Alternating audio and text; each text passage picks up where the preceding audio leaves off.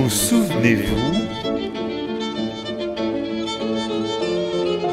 de la fois où Batman s'est fait pipi dessus? Alors je m'excuse par avance auprès de la chauve-souris, désolé. Kevin Smith est un acteur, un réalisateur, un scénariste et un producteur qui arrive à vendre, mais c'est surtout et avant tout un fanboy. Le fanboy par excellence, ce qui a donné l'idée à DC Comics de le laisser écrire pour eux, notamment sur Green Arrow et sur Batman. Et wow, si on voulait un parfait petit manuel de comment ruiner un comic book en 36 leçons, ça serait idéal. Batman The Widening Gyre est une mini-série en 6 épisodes parue en 2009. Elle est écrite par Smith et illustrée par un bon pote à lui, Walter Flanagan. Alors autant j'apprécie beaucoup le fait de faire travailler la famille de cœur, c'est normal, mais là, regardez ces expressions faciales. À part une crise d'épilepsie, je vois pas ce qui peut mettre quelqu'un dans un tel état. DC aurait dû mettre un veto tellement c'est moche, et surtout les super-héros en plus, c'est con. Alors évidemment, il y aura du spoiler dans ce vous souvenez-vous, mais après tout, personne n'a jamais osé ni traduire ni éditer cette série en VF, donc on peut se lâcher. Smith, c'est tout d'abord une fascination pour le sexe, regardez sa Poison Ivy ou bien sa Catwoman, mais aussi une fascination pour la drogue, puisqu'il se sert par exemple de Poison Ivy pour faire pousser de la marijuana. C'est une bonne idée quand on écrit un comic book, mais qu'on a 14 ans.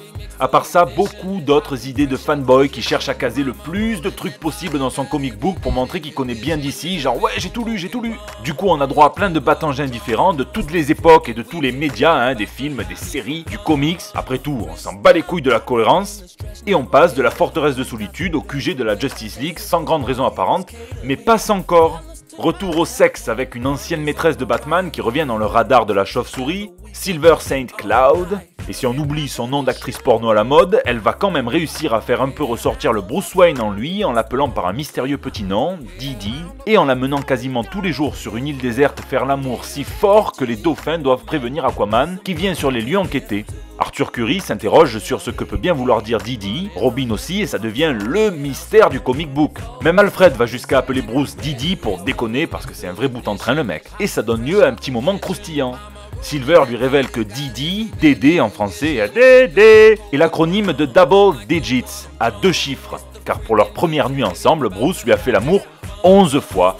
Et Alfred, en plus d'avoir l'érection de sa vie, se retrouve totalement gêné. Entre temps, on assiste à une bromance digne du pire des buddy movies, puisqu'un nouveau super-héros trop cool apparaît à Gotham et vient prêter main forte à Batman. Ils deviennent très vite potes et Baphomet, oui, enlève même son super masque de chèvre devant la chauve-souris, genre j'ai trop confiance en toi quoi. Voulant lui rendre l'appareil et s'ouvrir un petit peu à lui, Batman se confie, et c'est là que Smith dépasse la ligne rouge. Au lieu de se contenter de chier sur ses propres comics, il va venir salir aussi ceux des autres, à savoir Batman Year One par Frank Miller et Mazzucchelli. Grâce à cette putain de continuité rétroactive, on apprend que l'explosion créée par le jeune Batman pour faire sa toute première entrée chez les barons de la pègre était un petit peu mal dosée, trop forte, il faisait trop chaud, et écoutez ce que ça lui a provoqué. J'ai été victime d'hyperactivité vésicale. Quoi? Tu veux dire que tu t'es pissé dessus? C'est exactement ça. La chauve-souris s'est tout simplement pissée dessus, ici, là, pendant cette petite case, putain! Je me calme. PS, pur spoiler, Batman, qui est devenu très con le temps de cette mini-série, va jusqu'à inviter ce Baphomet dans la Batcave pour un petit déjeuner, et lui révèle son identité secrète ainsi que celle de sa fiancée. Et là, bim! Baphomet lui dévoile aussi sa véritable identité, celle de Onomatopeia, le vilain inventé par Kevin Smith qui dit tout haut le bruit des onomatopées. La putain de sa race! Je me recalme.